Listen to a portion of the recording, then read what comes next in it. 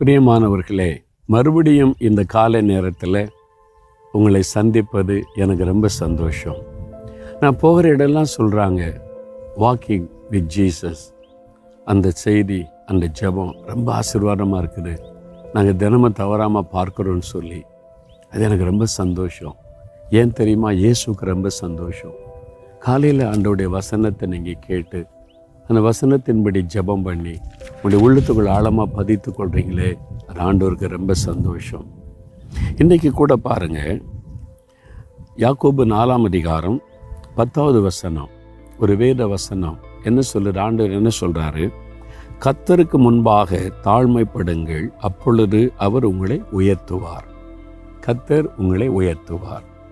உங்களுக்கு ஒரு உயர்வு தேவை, ஒரு ப்ரமோஷன், படிப்பில், வேலையில், பிஸ்னஸில், குடும்ப காரியத்தில் ஒரு உயர்வு. ஆண்டவர் உங்களை உயர்த்துவாராம். உங்களை உயர்த்துவார். நீங்கள் என்ன செய்து கொண்டிருக்கிறீங்க அதில் நீங்கள் உயர்த்தப்படுவீங்க. ஆண்டவர் உங்களை உயர்த்தி உங்களை கனப்படுத்த விரும்புகிறார். யாரை ஆண்டவர் உயர்த்துவாரா?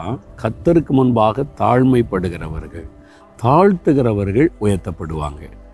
அதனால தான் நீங்கள் தாழ்மையாக நடந்து கொள்ளணும். பெருமைக்கு இடம் கூடாதுங்க. என் படிப்பு என்ன தெரியுமா, என் திறமை என்ன தெரியுமா, எனக்குள்ளே இருக்கிற அந்த ஞானம் என்ன தெரியுமா, எனக்கு அது தெரியும், இது தெரியும், நான் சாதிச்சிருவேன், அதெல்லாம் வேண்டாம். அது தேவன் உங்களுக்கு கிருபையாய் கொடுத்த ஈவு. ஞானம், கிருபை, திறமை ஆண்டவர் கொடுத்த ஈவு. அதனால் பெருமை உள்ளவர்களுக்கு தேவன் எதிர்த்து நிற்கிறாராம். தாழ்மை உள்ளவர்களை தேவன் உயர்த்துவார். அப்போ ஒரு நாளும் பெருமைக்கு இடம் கூடாதுங்க. ஜாதி பெருமை, பணப்பெருமை, படிப்பு குறித்த பெருமை, குடும்ப பெருமை, எந்த பெருமையும் வேண்டாம். ஆவிக்குரிய பெருமை. நான் இப்படி ஜெபம் தெரியுமா, கர்த்தரே வந்து முன்னால் நின்று பேசுவார் தெரியுமா, அது கிருபை. பெருமையாக ஒன்று பேசாருங்க. உங்களை எப்பவுமே தாழ்மையாக ஆண்டவருக்கு முன்னால் நடந்து கொள்ளுங்க. அப்போ ஆண்டவர் உங்களை உயர்த்துவாராம்.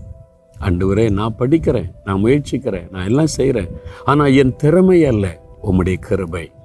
நீங்கள் என்னை ஆசீர்வதிங்க, நீங்கள் என்னை உயர்த்துங்கன்னு சொல்லுங்கள். அவர் உங்களை உயர்த்தி கொண்டே இருப்பார். எப்போ பெருமை உங்களுடைய வாழ்க்கையில் வருமோ தோல்வி அடைய ஆரம்பிப்பீங்க, தாழ்ந்து போக ஆரம்பிப்பீங்க. அது உங்களுக்கு பாதிப்பை உண்டாக்கிறோம். அதனால் ஆண்டவருக்கு முன்னால் எப்பவுமே தாழ்மையாக, ஆண்டவரே, இதெல்லாம் உடைய கிருபையினால் எனக்கு வந்தது, உங்களுடைய கிருபையினால் எனக்கு கிடைத்த ஸ்லாக்கியம்னு சொல்லுங்கள். ஆண்டவர் உங்களை பார்த்து மகிழ்ச்சி அடைந்து உயர்த்துவார். ஒரு நிமிடம், தகப்பனே, நீர் எங்களுக்கு கொடுத்த எல்லா ஆசீர்வாதங்களும் உடைய கிருபை நிமித்தம் எங்களுக்கு கிடைத்தவர்கள்.